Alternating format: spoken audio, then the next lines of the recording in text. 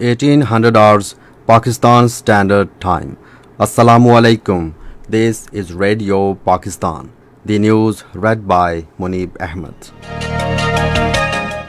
First, the headlines. Prime Minister has directed to prioritize the development projects which will augment economic activities across the country besides creating job opportunities. Imran Khan leaves for a 3-day official visit to Saudi Arabia today to discuss bilateral relations with Saudi leadership in diverse fields. Army Chief, in a meeting with Saudi Crown Prince in Jeddah, said Pakistan is resolute in its commitment to safeguarding the sovereignty and territorial integrity of Saudi Arabia and defense of the two holy mosques.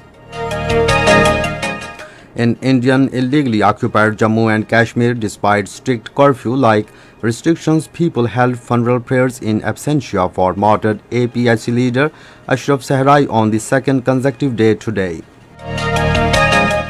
In India, main opposition leader Rahul Gandhi has warned that if the deadly COVID-19 is not brought under control, it would decimate India as well as threaten the rest of the world. The United States has deployed extra military resources to ensure protection of coalition forces during withdrawal from Afghanistan. And now the news in detail. Prime Minister Imran Khan has directed to envisage welfare and development projects in the next financial year which would augment economic activities across the country besides generation of job opportunities. He was presiding over a meeting to review the recommendations for public sector development program for the next financial year in Islamabad today. The meeting discussed matters regarding progress on ongoing development projects and utilization of funds under public sector development program in the current financial year, besides outline of development program for the next financial year. The Prime Minister directed to finalize the proposals in the light of some instructions during this meeting.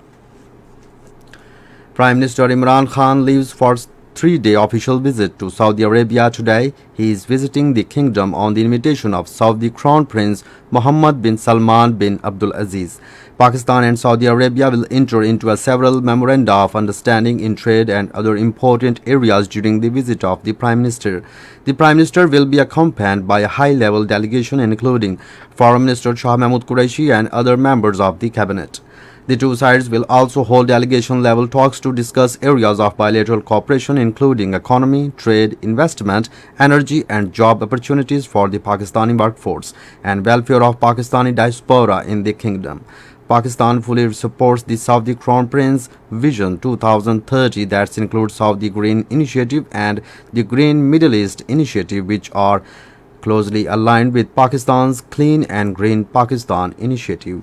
Both initiatives call for investing in nature-based solutions to address climate change. Chief of Army Staff General Qamar Javed Bajwa is already in Saudi Arabia and called on Crown Prince Mohammed bin Salman bin Abdulaziz Al Saud and Deputy Defense Minister Prince Khalid bin Salman bin Abdulaziz Al Saud at Jeddah today. According to ISPR, matters of mutual interest, regional security situation including recent developments in the Afghan peace process, bilateral defense, security and collaboration for regional peace were discussed during the meeting.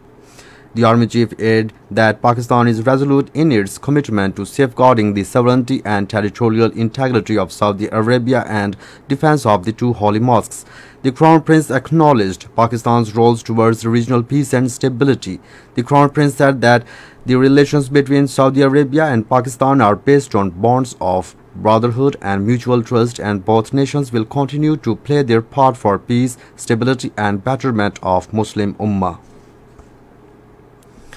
Minister for Information and Broadcasting Chaudhry Fawad Hussain has said the government is ready to hold talks with the opposition parties for the electoral reforms. Addressing a news conference along with advisor on commerce Razak Dawood in Islamabad today, he said the opposition parties should demonstrate maturity rising above political point scoring in order to remove loopholes in the electoral system. Chaudhry Fawad Hussain said the promises made by the PTI are being fulfilled.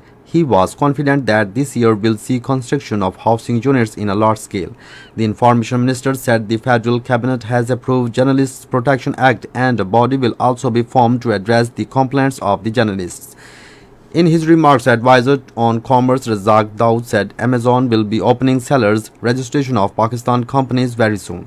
He said it is a big opportunity for our companies, including the SMEs, to use the platform of Amazon to connect with the global market and export their products. Jumatul Wida, the last Friday of the holy month of Ramadan, was observed today with religious solemnity across the country. The Jummah gatherings were held as per the standard operating procedures in view of the threat posed by the third wave of COVID-19. On the occasion, prayers were offered for the progress and prosperity of the country and to rid the world of the pandemic. This is Radio Pakistan. In Indian illegally occupied Jammu and Kashmir, people held funeral prayers in absentia for the martyred senior APHC leader and the chairman of Tehreek-e-Hurriyat Jammu and Kashmir, Muhammad Ashraf Sahrai, on the second consecutive day today in different areas of the territory. Despite curfew-like restrictions imposed by the occupation authorities to prevent demonstrations against the custodial death of Ashraf Sahrai, people offered funeral prayers in Srinagar, Avantipura, Baramulla and other areas.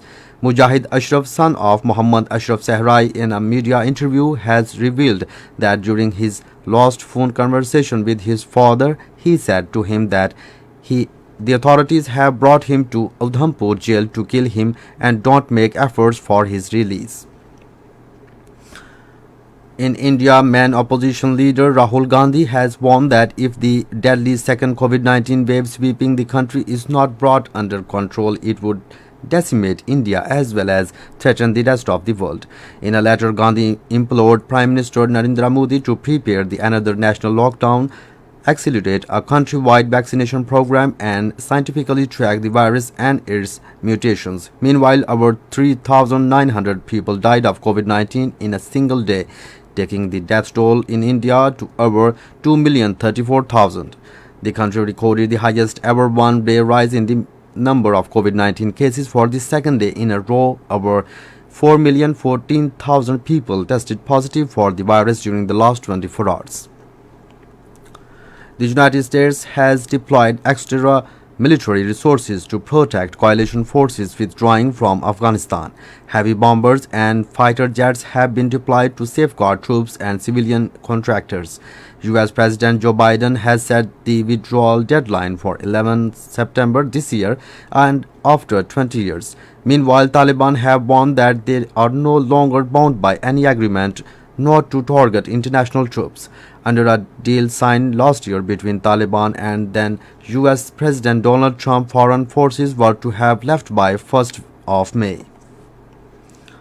Saudi Arabia has announced that all public and private sector workers wishing to attend a workplace in the kingdom will be required to have taken a COVID-19 vaccination.